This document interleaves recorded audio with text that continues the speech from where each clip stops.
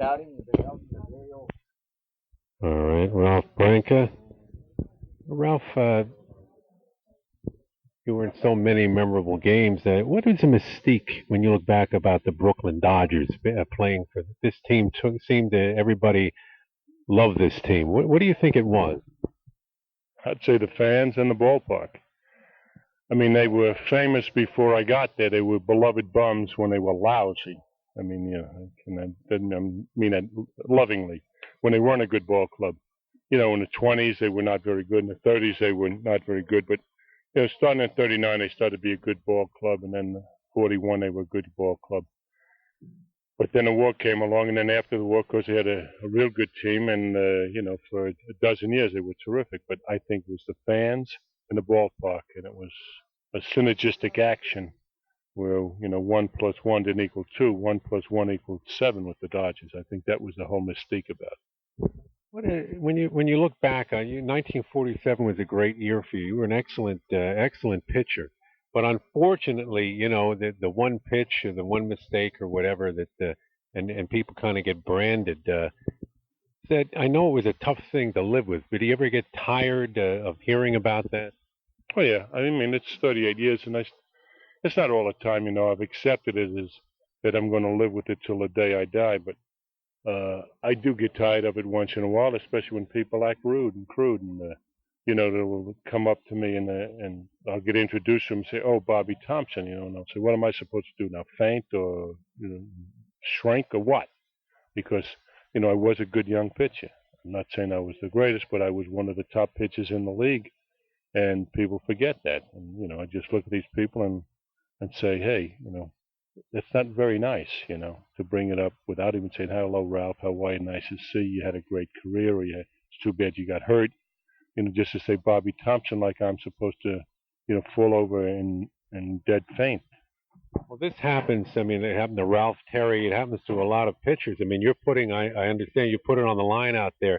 Uh, and it's just unfortunate, I guess, in a playoff like that. But Bobby seemed to have fairly good success, though. That year was a big year for him. He had some. That wasn't the only big home run the guy hit, but it just happened at that time, I guess, in the playoff. But do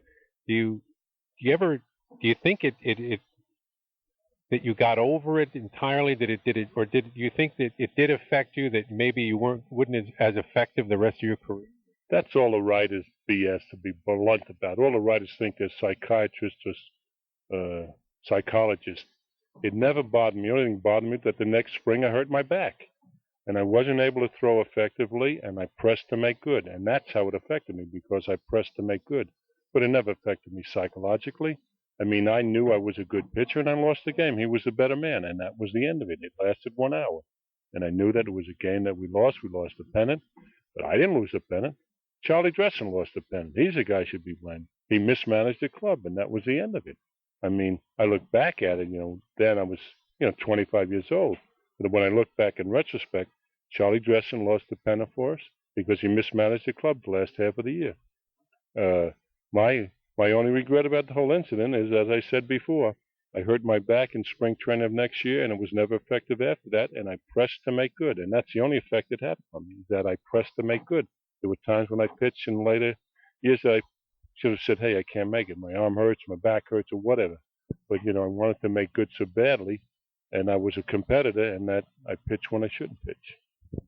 But you're the type. I guess you have a strong character because you seem to, like you said, you knew what happened, and then you went on with the rest of your career and your life. But I guess people always think that you're going to lament that one pitch. It was, I guess, the second pitch to Thompson, and why did I throw it? Or it was a bad location. I've heard it said you were trying to waste the pitch, so you threw it inside. That's true. I was really trying to throw a ball up and in and then make him hit a curveball, but I'm not going to second guess myself. At that point in time, that's the pitch I thought I should make, and I made it, and he hit a home run. So, you just can't second guess yourself. You do what you do at the time under the circumstances and what you think is correct. And I'm not going to second guess myself at all. Did you remember, like, after that, the people that gave you the most encouragement, that whether it be on the team or maybe your family that helped you the most, or just not that you needed that much help, but the thing that sticks with you after that the most? Well, basically, it was my family. I got married 2.5 weeks later, but my brother John was very supporting my mother, my brothers and sisters, and of course my wife, who I married right after that. And as I said, I didn't need. I mean, they helped me, but I look back, I didn't need it. The only thing I needed was not to get hurt the next year. Had I gotten hurt the following year, I would have no regrets at all, because I would have proved to people that I had no effect upon me. But I got hurt in '52 in spring training, and that was effective. If I had stayed healthy, I know I would have had a good year in 1952, because I was able to throw hard again, and I was a good pitcher. Finally, Ralph, how would you like people to remember you, Ralph, outside of that one pitch? But I mean, how would you like people to remember you as a competitor and as a pitcher? Well, that's I can.